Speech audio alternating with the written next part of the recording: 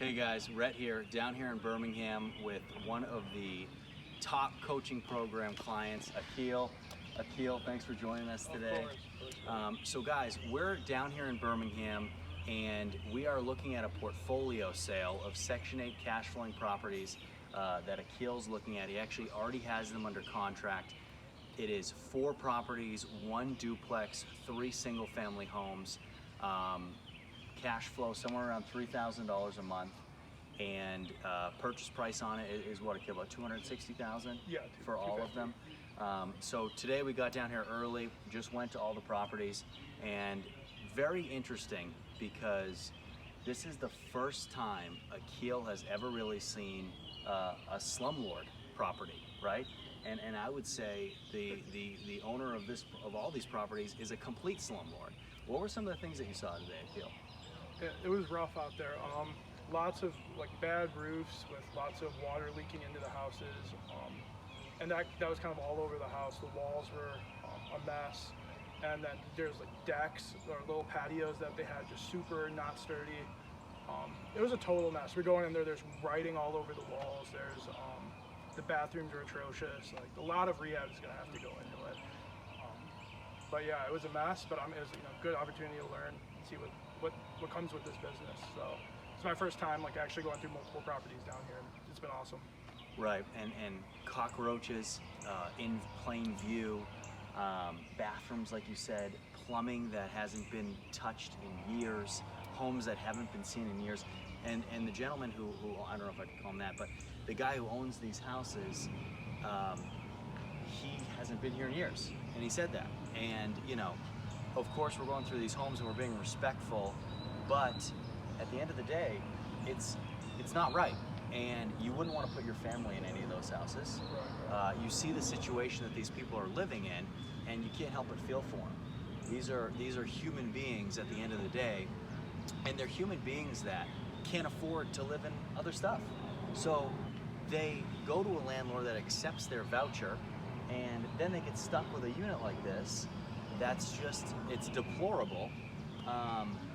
Trash, debris, things not fixed, right? We talk about Akhil all the time, and you guys watching, we talk about this on the channel all the time. When something is a cheap fix, we get it done while it's still cheap, right? We went to a couple houses today where there are some roofs and some soffits that are damaged, and nobody does anything, and then all of a sudden, what starts showing up on the wall?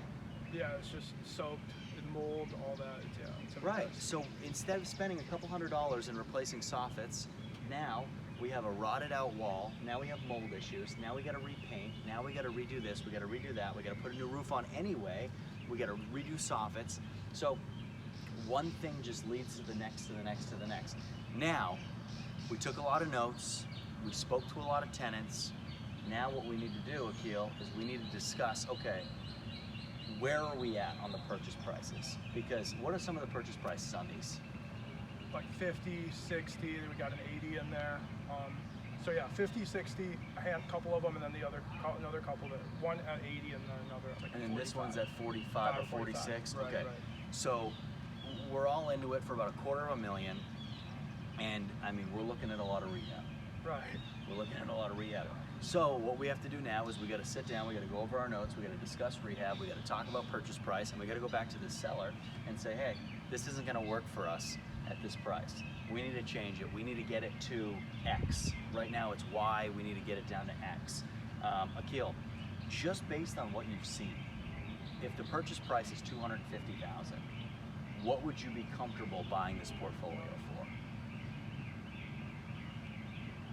I don't know. I'd have to run the numbers, but according to how much rehab we're looking at. Yeah. But I would say 175. Right. 175. Because you're assuming it needs at least $75,000 in rehab. Right.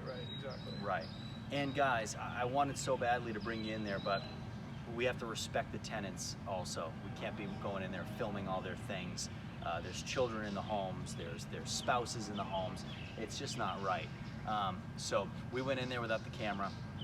Spoke to tenants. It was Akhil's first time ever going into properties that are occupied to meet tenants that you don't have yet, right? Homes you don't own. And see how some people live with what they're given. I mean, we went to one home. I think that's the big thing. Like, a lot of these people, a lot of the tenants were super organized. It's just the place was kind of a mess. So like, if you were to give the tenants a nice place, they would take good care of it. I think that's a big like learning lesson in all of this, right? Like, they're gonna treat something based on like how you give it to them, right? And it kind of sets the tone. So if you give them a shit show, obviously they're not gonna take the time to like take good care of it. But if it's, you show that you care, they're gonna take care of you. Right. And another really important thing going off of that is if you have tenants that are doing the best with their situation, that's all you can ask for. Because when we go into these properties, we know, okay, this is what we're going to do.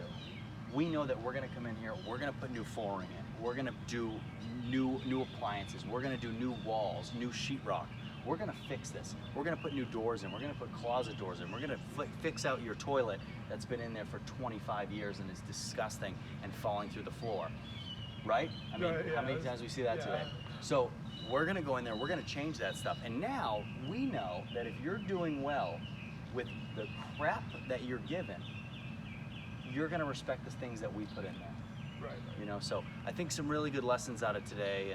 And Akhil, I'm proud of you, man. You took the trip down from Michigan to check these things out. I think that was a good decision, because whatever we end up doing with this portfolio, you'll at least be able to take this experience, and now you'll know what kind of level goes into it when you're buying portfolios. Right. Because so far, you've only purchased properties singularly. Right. Now, we're trying to jump up and trying to add, scale. You're talking about a guy that's been in the program for just a couple months, and he's soon to have 5, 6, 7 properties. So it's important for you to understand that when we're scaling, it's okay to get a couple that might not be to the level we want them to be, but we're gonna have to grow them to that level and get them there. And that is something that you have shown that you're willing to do, and that's why and that's why you'll never be like this guy, right? I mean, it's hard to be like this guy. It's hard. It's hard. Think about that. You go to bed every single night knowing that this is what you're giving people. This situation that you're giving people to live in.